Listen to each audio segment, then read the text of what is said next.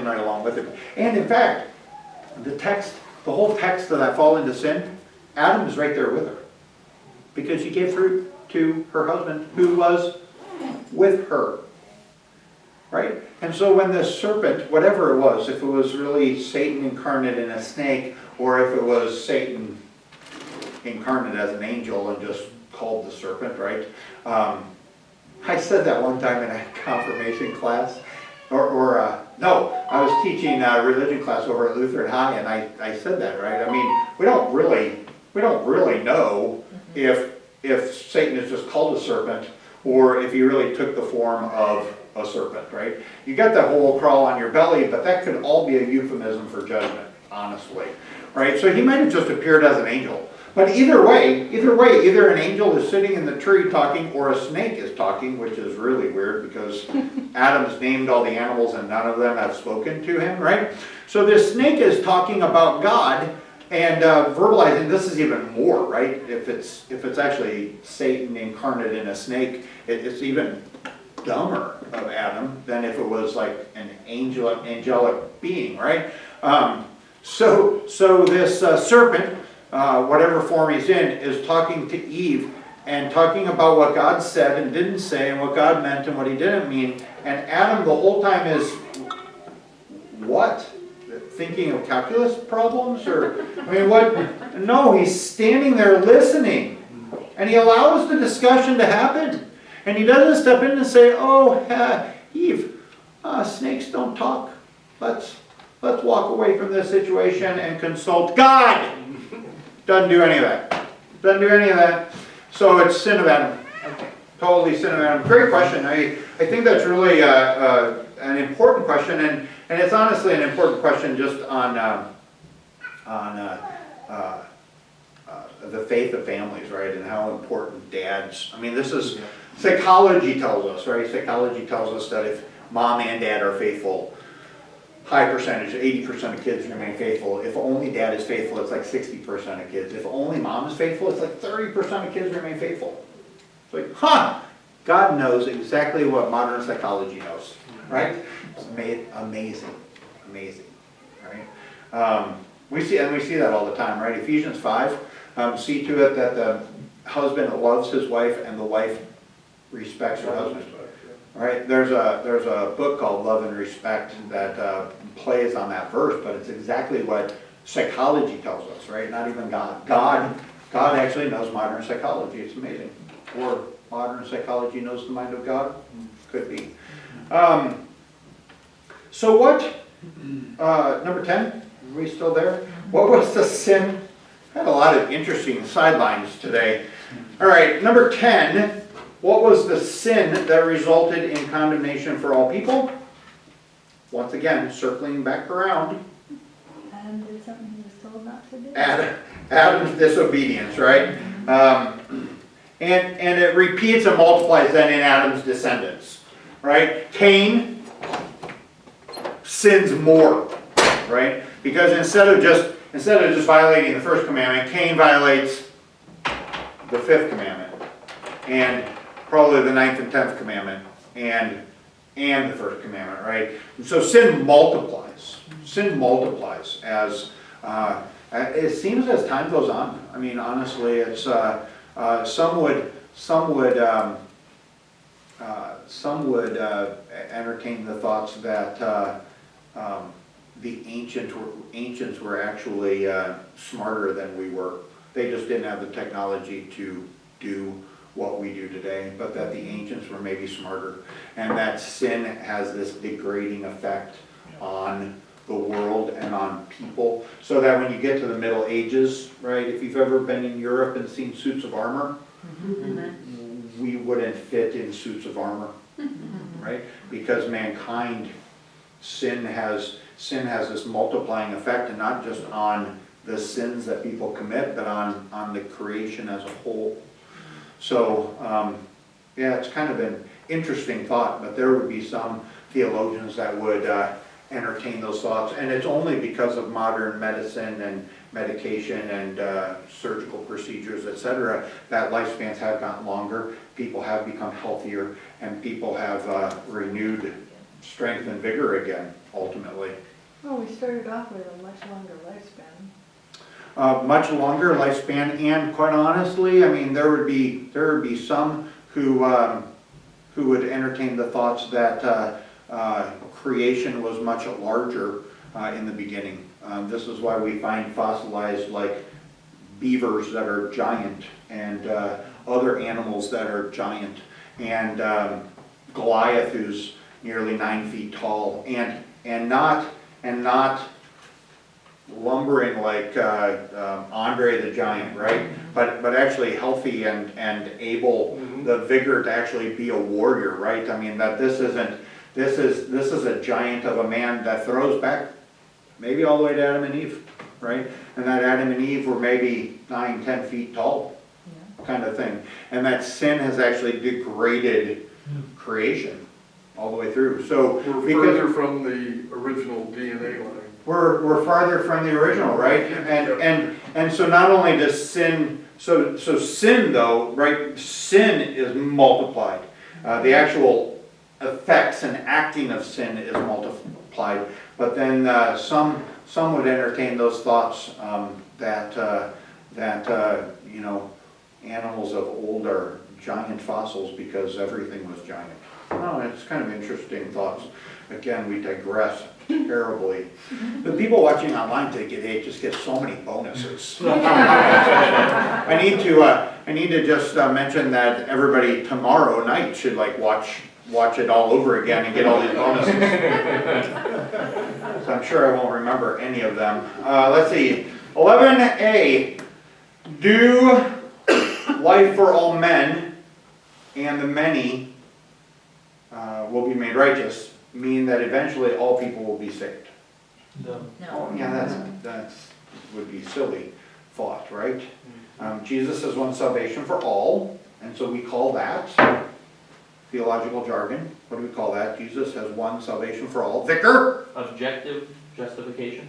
No, that's a good answer. That's a good answer. I was thinking of universal Atonement. Universal atonement. Yeah. Objective justification works too, right? Universal atonement, right? Freely available to all. Freely available to all. Universal atonement. Jesus died for everyone. However, not everyone will be saved because You have to believe. They don't believe, you reject. that's the answer. It's not that they have to have faith. It's that they reject the offered gift, right? If faith is the hand that receives the gift, there are people that do this and they don't hold out their hands, right? No, thank you. What, letter B, what are the implications for you?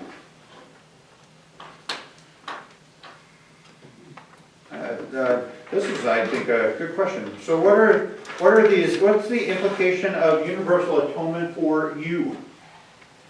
There's nuanced answers to both of these. So 2 Corinthians 5:19, what did you put for that one? I'm reconciled to God through Christ. All right, reconciled to God through Christ. What else could you put for that one? Doesn't count our sins against us. Does not count my sins against me. I mean, that's huge. So we're reconciled. We're brought together again with God through Christ, and it's because He doesn't count my sins against me. 2 Corinthians 6, 1-2. This one was a little harder to ascertain what the author wanted, I think. What did you guess here? That's a cheap grace. Cheap grace would not be the way to go, right? Cheap grace would not be the way to go. So the opposite of cheap grace is God's grace is Constant. What did you say? For all. For all, but of the utmost importance, right? God's offered grace is of the utmost importance.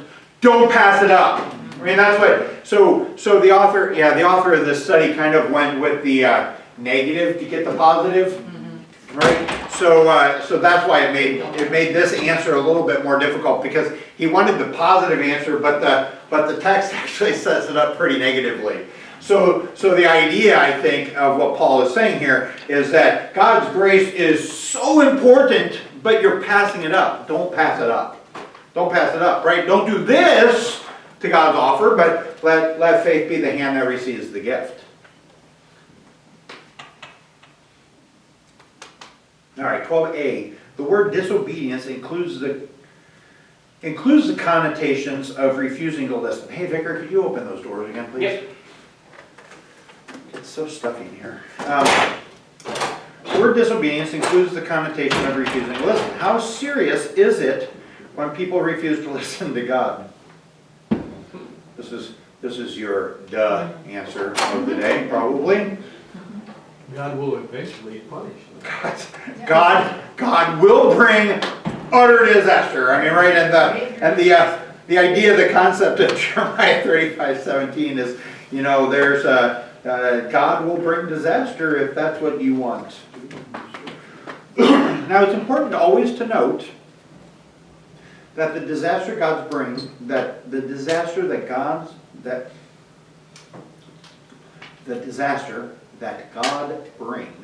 is not his Desire? desire. The disaster God brings is not his desire, not his choice. Rather, it's the consequence for those who refuse to listen. It's the consequence for those who refuse to listen. And throughout the Old Testament, this is why the Old Testament makes people's skin crawl sometimes, because they don't understand what's going on. God at times brings immediate judgment to those who refuse to listen. The Egyptians refused to listen. God brings immediate judgment.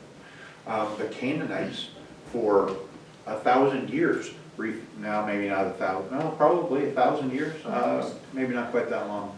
Abraham, Egypt, I don't know, 600 years since Abraham settled in their midst, right? They refused to listen, and so God brings an immediate judgment. Long suffering, but he brings an immediate judgment on Canaan, and he uses Israel as his sword. Just like the United States government in a just war uses, right, our young men and women, which should not be, but that's another theological point, but uses our young people as the government sword today. Not exactly God's sword, it's a little different, right? But God uses Israel to bring those immediate judgments. For Ananias and Sapphira, he used the earth and swallowed them up. Nope, wait, they died. That's Old Testament. The people in the camp of Israel who rebelled against God, he swallowed them up in the earth. Ananias and Sapphira dropped dead, right? So God can bring this immediate disaster upon those who refuse to listen. Sometimes those who refuse to listen, he allows to continue to refuse to listen until their natural death. And we don't know why God does one and not the other, or the other and not the one, but that's the point here, is that God's judgment, that disaster does eventually befall all who refuse to listen. Sometimes immediate, sometimes not. Questions or comments on that? It's an important concept for Lutherans to really understand, because there's a lot of Christians who really struggle with God, the idea of God's immediate judgment for sin. And that's where we get the God is mean, right? And we don't want a God who's mean, we want a God who's love. Right? God is love, and that's where we're at in today's world. So God is love, don't talk about God's judgment for sin, because God is love, God doesn't judge sin. It's like, okay, read the Old Testament. Well, that's the Old Testament. Fine, then read Acts, whatever, 4, where Ananias and Sapphira dropped dead. So, letter B, what disaster will happen to all people who refuse to listen to God today? They can condemn. Yeah, Eternal they'll be separation. condemned, eternal separation, living without Him, with their own guilt, and without hope of eternal life after death. This is, I think, where the term hell on earth kind of springs from. I mean, it's very secularized nowadays, but ultimately, those who, life without God is really a hell on earth, right? They already suffer the effects of life without God. Number 13, through Christ's death, many will be made righteous. When God puts on the gospel glasses of Jesus Christ, he sees us as all right with him, as righteous.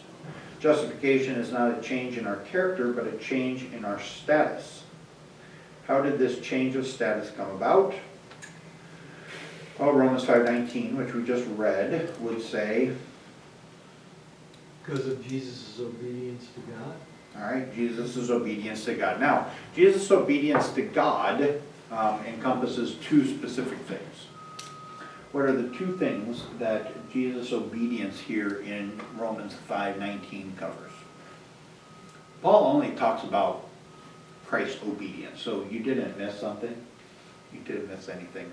But in the greater context of Scripture, we know that his obedience really entails two significant things. And we call it his active obedience and his passive obedience in the Catechism.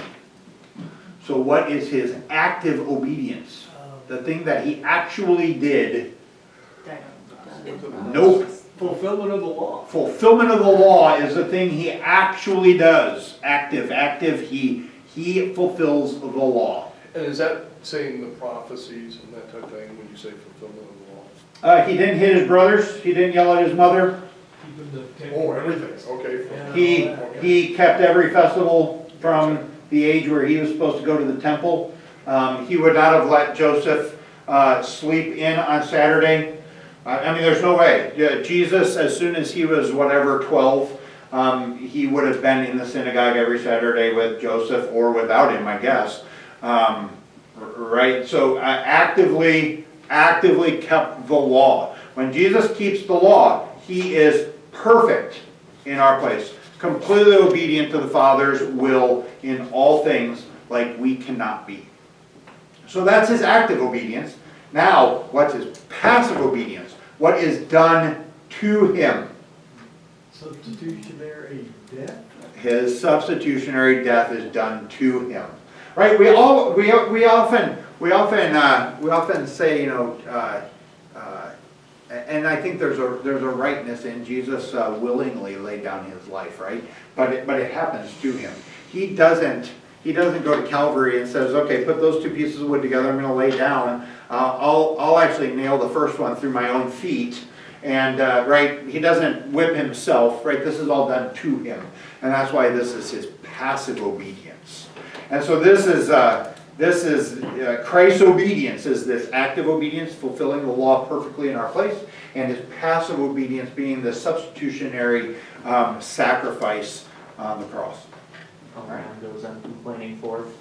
A lamb goes uncomplaining forth, right? He is uncomplaining as it all happens to him, right? Why do we have the door open? That's The why it's outside door open. passive. Should the outside door be? Because the preschool staff left it open when they dismissed the children to their cars.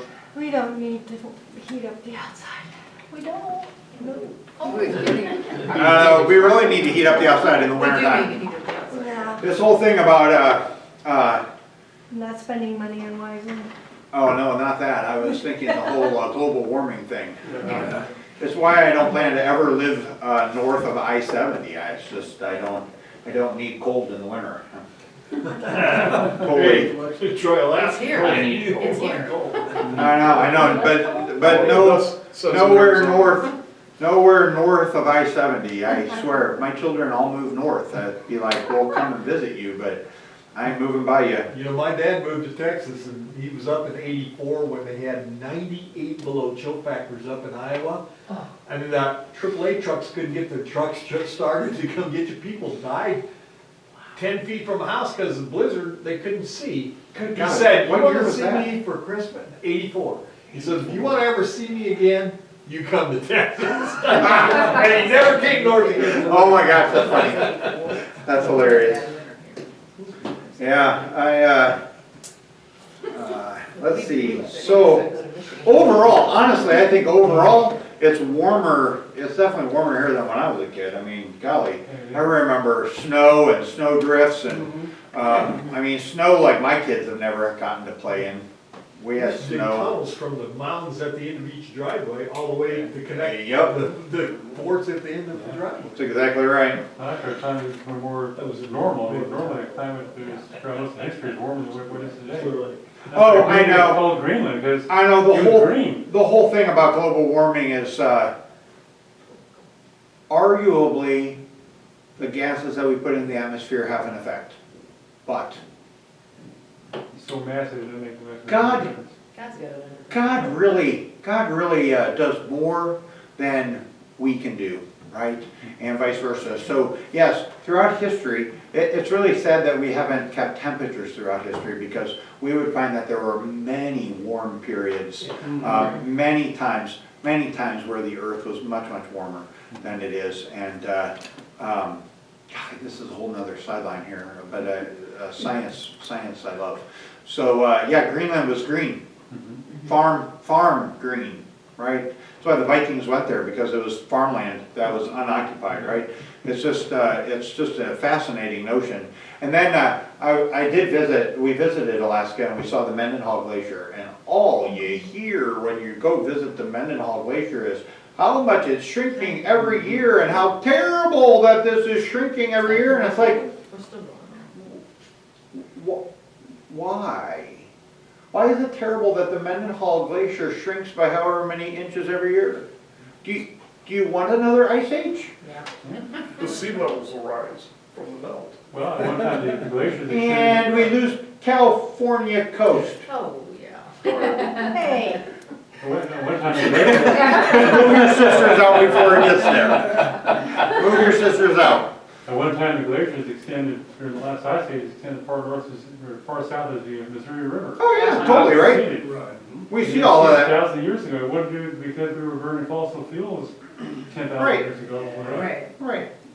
Now, the American Indians, there's some evidence that American Indians were still hunting woolly mammoths in the 1600s. Yeah. I know, it's pretty cool. Pretty cool. Well, Right. that evidence They of needed the fossil woolly fuels. mammoths because it was so cold, so they'd have their woolly. I assume so, right? You were just being a jackwagon over there. They found a fossil, I'll roll with it. they found fossils of woolly mammoths in Alaska. Once again, those who are watching online get more than you ever expected with this study. Bonus Wednesday. All right, bonus Wednesday, that's good. All right, this is, again, it's I like, don't even know where we are, do you? it's like my ADD kids. I'm lost. We are on number, wait for it, 13B, That's we what just I'm finished. we are 13B. That's what I'm. All right. How can borrowing God's gospel classes change our relationship with other people?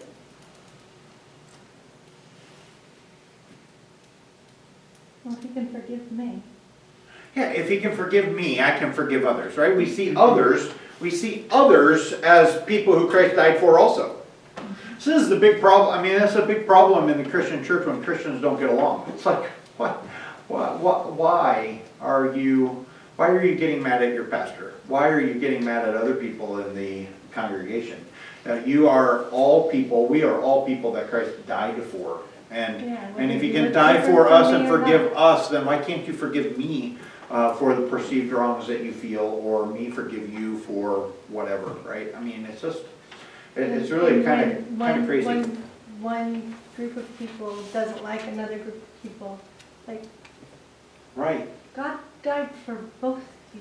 yeah, I don't understand, I don't understand, like, and that's just even like, easy, right? People have beautiful saviors who get along, right? That expands out. I don't understand then how like Christians are racist or xenophobic or classist or, I don't know, it's just really, it's a weird thing, not caring for and getting along with other people. I don't understand what goes through people's heads sometimes. It's because they don't understand. I suppose they have a deficient understanding of And don't want to. sin and justification, right? They have a deficient understanding of sin and justification. That's probably you're probably very accurate, very accurate. And that's In why, addition to That's all we forgiving, it's need. helping with others' burdens. Oh, yeah, and then the whole helping with others' burdens, right? I mean, how many people who come to church on Sunday morning are burdened with significant things and don't say anything because they have no idea if it's safe for them to say it and no idea if people will actually care for them or judge them or whatever. How sad on Sunday morning that you can't share the burdens that are on your heart with the people who are standing around eating donuts and drinking coffee with you.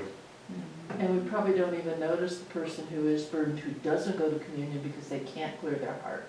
Right, And right. don't notice it's being Or how many do go to communion and burdened because it's what you do and I need to keep up the appearance and so I even have less of a chance of knowing whether you're burdened or not, right?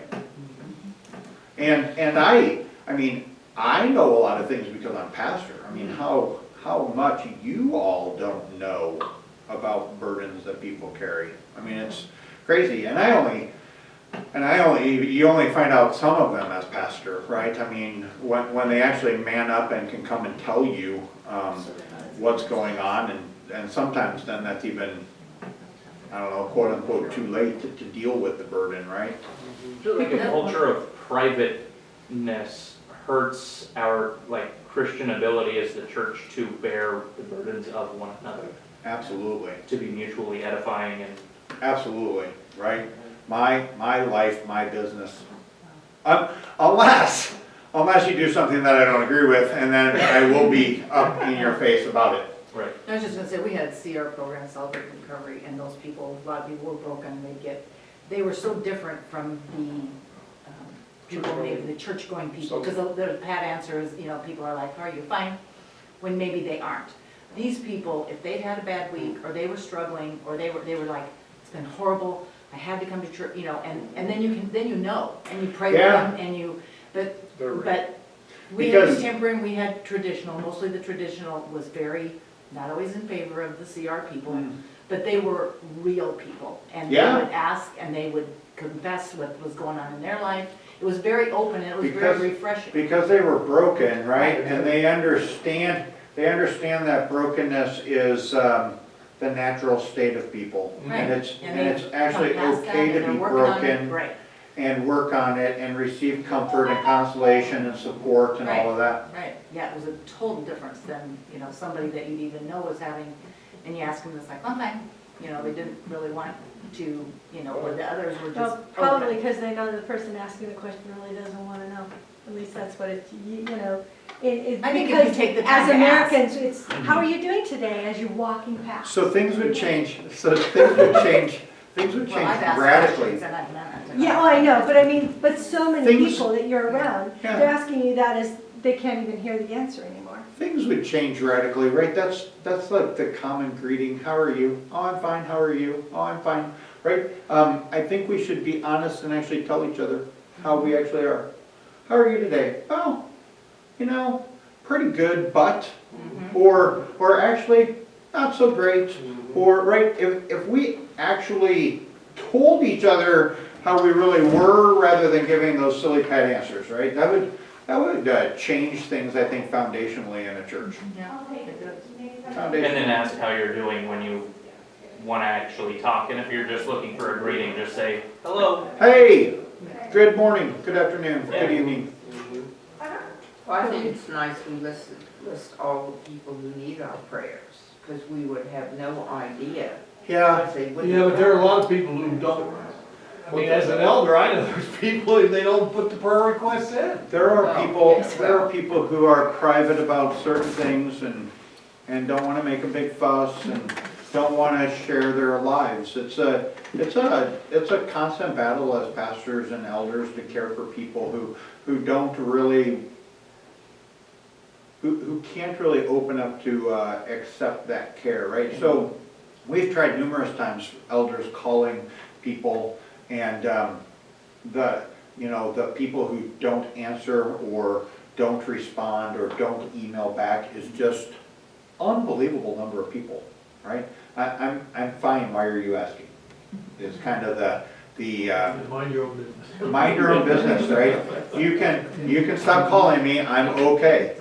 And it's like, wow, what if we just like touch base once a month with you and see if there's anything we can pray for you about, right? That is incredibly hard, and I think it's, Vicar, I mean, I think it's probably always been that way. I mean, there have been times where it's probably even worse than today, but we're just such a closed, independent kind of a society. My faith is my business.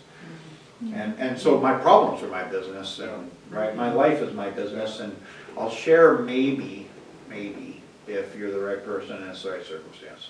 You know, It's terribly sad. having visited a lot of churches, it's rather stark how people will have interaction with you and then not even say hello on Sunday and acknowledge or actually make eye contact, but they won't say anything. And then you're kind of like, okay, and you want to pray for me when you don't even say, I mean, it's just really a really interesting kerfunkle, you know? Yeah, it's very, very fascinating. It's very difficult, I think, to, I mean, this question, how can borrowing God's gospel glasses change our relationships with other people? I think it's, I have that, this is what I wrote, see others as those Christ died for, and then I wrote, how is that lived out? And I think, I mean, that's what we've been talking about. That living out can be really difficult. It's easy to answer, that's not always easy. Yeah, it can be very difficult, and I think that's just, more need to make the effort, right? Make the effort, and that's what I think is really cool about, I think people in leadership positions at our church, I think people in Bible classes at our church have a growing understanding of those things, right? I think by and large, people who aren't in Sunday morning Bible class are much more closed off members than ones that are in Bible class. I really do. I think, and I don't know if it'd be an interesting paper to research. I wonder if I feel like there would be a direct correlation to that. I just feel like being in Bible class and growing in the Word helps you to grow in your attitude towards others and your relationship towards others.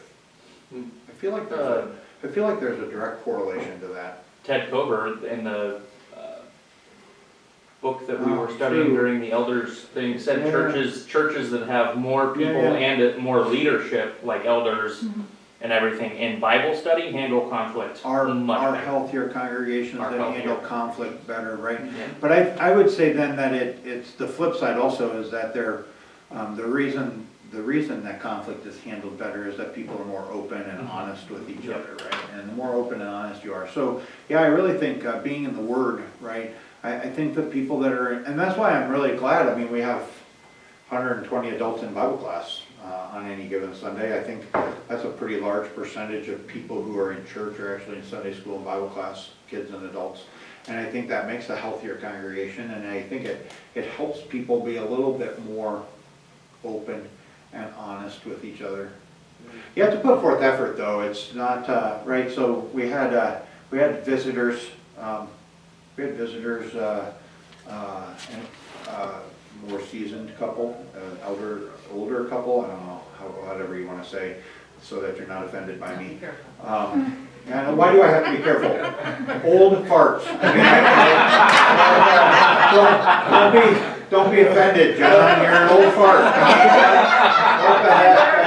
probably answer that. Yeah, we were probably. Call me that, I don't care, right? Right, I mean, call me an old fart, I'm okay with it, right? Whatever the word is, so that I don't offend, right? But anyways, the guy was coming to the Wednesday morning Bible breakfast, right? They were coming to Sunday morning Bible class, they sat up front, like the second row in church. But they sent me an email and says, well, we're gonna look for another place for church because nobody seems to talk to us. And I'm like, you go to the Wednesday morning Bible breakfast, how does nobody talk to you? That's a group of like 20 guys. Nobody, what are you talking about? And I think so sometimes people are so closed off, right, then that it becomes the fault of others, right? It's just like, wow, nobody talks to me. How many people have you met? Right. How many people have you met? You can't put the onus all on. So this living out, right? This living out, it goes both ways. You can't put onus on others for everything. It's just. But anyways, I think it helps. I'm really thankful. I mean, we've got elders who really, I think, care about the members of the congregation and try to care for them and work at that. And I think our congregation, the church council and other boards care about the mission and ministry in this place. And You know, I think it was the Barna group that said that more than doctrine in many people's beliefs, it is the fellowship and the interaction, the first interaction that someone gets from someone at a church that draws them in and deeper into that church to want to be at that church. And it's the interaction or the recognition of the members to visitors. Amy is the first person that people meet when they come and tour the preschool. Good choice. And they want to enroll their kids by the time they leave. Mhm. Right? I mean, that's just, it's the face. So this shouldn't probably go any further than this because it's not a path. Good point. On the World Wide Web. And I joke, I try to defer from myself, right? And I joke, well, people meet Pastor Ada and they come back. But honestly, I've heard from people, right? They meet me, they meet Pastor Ada, and that's an important